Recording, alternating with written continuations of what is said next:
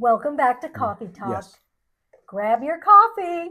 Join us for our talk today. We're in Florida still. We're having a great time. We're dog sitting for our son and daughter-in-law. What better place to do a coffee talk than nice, warm, sunny Florida? And notice our beach in the background. Yes. Thanks for joining us today, guys. Today we're going to talk about some ways that you can stay healthy mentally. We saw this article in a elder advisor's newsletter that we get, and we thought, well, that would be a good thing to talk about because so often we ignore our mental health wellness, and until it's too late, usually. So we're just going to talk about some tips today to keep yourself mentally healthy. The first tip is we need to get enough sleep. It is amazing when you miss a night's sleep. Oh my gosh, it throws everything off. I am as grumpy as a bear if I don't get my sleep. No, she's not really. I am. I really am. It's hard to concentrate. You get irritable. I mean, it just throws everything off. And we normally get about 9 hours of sleep. And that seems like a lot. We used to not get that much sleep. 7-8 hours was more than enough before. But now it seems like we need that 9 hours. And we feel better if we get that 9 hours. So you know your body best.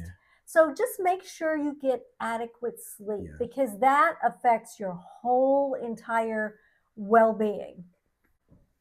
Another tip to stay mentally healthy is to make sure you get in your physical activity.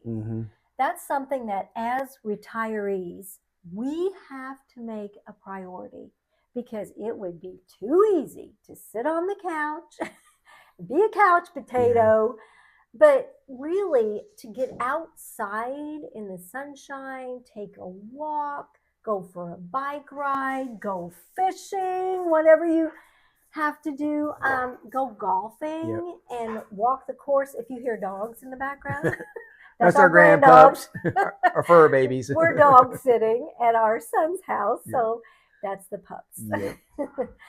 But we have to make that concerted effort to keep physically active. Now we walk in nice weather at home. We walk outside. We live in a rural community on a backcountry road. So there's about a 1.5 mile loop that we do. And in cold weather, which we have a lot in Indiana, very lot, we go downstairs in the basement on our treadmill and we do a 1.5 miles down there. But like I said, we have to make a concerted effort to do that because it's not natural for our body to go, well, let's go for a 1.5 mile walk. I know one of the channels we listen to regularly is Steve's Retirement Corner there. And he just recently, in one of his recent uploads, said he joined, a gym there, just, not, to stay fit, not to be some muscular person, whatever, but just, for good mental fitness, and that's good. I think everybody should, and whether it's walking, whether it's joining a fitness club, to do your walking, lift some weights. I mean, it's very important to stay fit. This is Angel, Winter, and Mac, our grand dogs. Another tip is to make sure you nourish your body with good food. If you eat junk all the time, you're going to feel like junk. You really will. Especially as we get older, we need to make sure we put good food and good fuel in our body to optimize our mental well-being. Another thing you need to do is learn to say no. No is a complete sentence. You will, as a retiree, now some people don't experience this, but if you're active in a lot of different groups, you'll find it to be true. People volunteer you for things. Here, you're a retired senior. We need you to make a meal for this or do that or serve over here. And it happens all the time. But for your mental well-being, you need to learn what your boundaries are. Because I know for me personally, what I can do and still happy and healthy. But if I get too many things on my plate and my plate is running over, I start stressing out. And I know when I'm to that point. And so you have to learn to say, I really appreciate you asking me, but I really can't do that. And you don't have to give a reason why, and you don't have to feel guilty because you know yourself and you know how much you can do and do well. And if you don't feel like you can do it and maintain that happy, healthy mental outlook on life, then just politely say no. We've talked about how important it is to develop this the social life, and that is good, but you have to know also when to say no when you're being stretched that extra amount of time. It's good to be stretched a little bit. There's some people that said they would enjoy people coming up and asking them to volunteer for this or that, but when it gets to a point where you're doing 4 or 5 things and it's taking you away from things that you would really want to do, that's the very important time to say no to the people that you're stretched far enough. You're getting all the social interaction that you need, and maybe in a month or two you might be able to add 1 or 2 more things. But right now, no, thank you for asking, but no. And don't feel guilty. Yeah, don't feel Do not guilty. feel guilty about saying no, because we all should know what those boundaries are in our life. And if we let people and things creep in over those boundaries, it's going to hurt your mental well being and your outlook on life. You'll get stressed out, everything gets out of whack. It's up to you to keep those boundaries in place. Another tip is to engage in activities that you enjoy. The word recreation is recreate. If you ever thought about that, recreate is the root word. So it recreates you. When you do something that's recreation that you enjoy, it recreates you. It's so good for your physical and for your mental well-being. Some people love to fish. I personally hate it because I sit there and it's like it stresses me out. And you shouldn't be stressed out when you're fishing. So that's not a good recreation for me.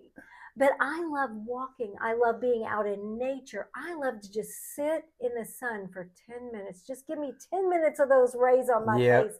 It's just so good for your mental well-being. So know what those things are for you and make time to do those things, because that will help you keep a good mental outlook on life. And the last thing that we'll talk about to keep you mentally well is every now and then you might need to unplug.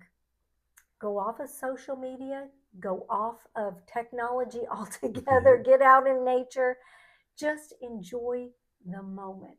We do this a lot when we have our grandkids because we want to enjoy the moment.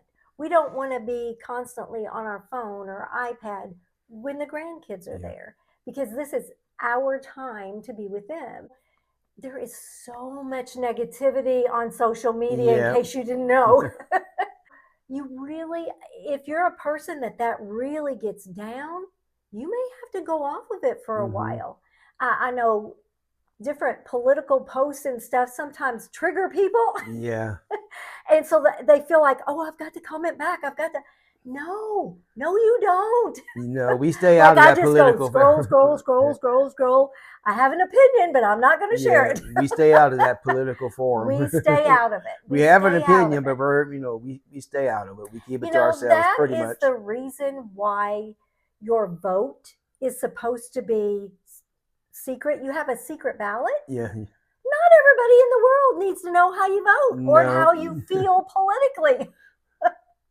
That's a personal thing. That's all. So we're going to leave it there. Because you'll get stressed out. And we're talking about mental well-being.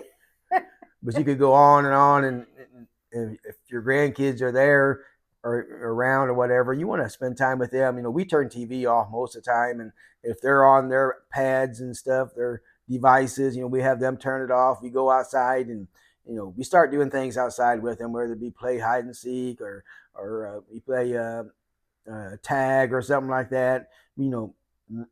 my grandson loves to have races around here or there. I pay for it the next day. After all the running, and I guess I'm not really running, but semi running nowadays.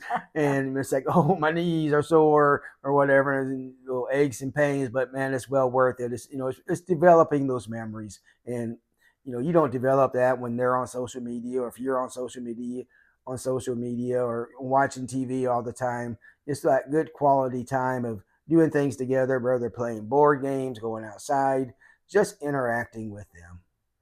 So they call it self-care because really nobody can help you do those things No. except for you. Mhm. We just wanted to bring this up because so many people today are stressed out mentally, and sometimes, it affects their whole outlook on life. And life is so short. We're here today, we're gone Yeah. tomorrow. I mean, we don't want to spend the time that we have here on this earth being stressed out. Yeah. So we just wanted to talk about these Yeah. tips today. And like I said, it's self care. We are the only ones who can implement these things for ourselves. And if there is a subject that you would like Mhm. for us to talk about in a coffee talk, let us know in the Yeah. comments. We'll see you next time on Retired and And Loving loving It. it. If you'd like to see more of our videos, click the video that just popped up on your screen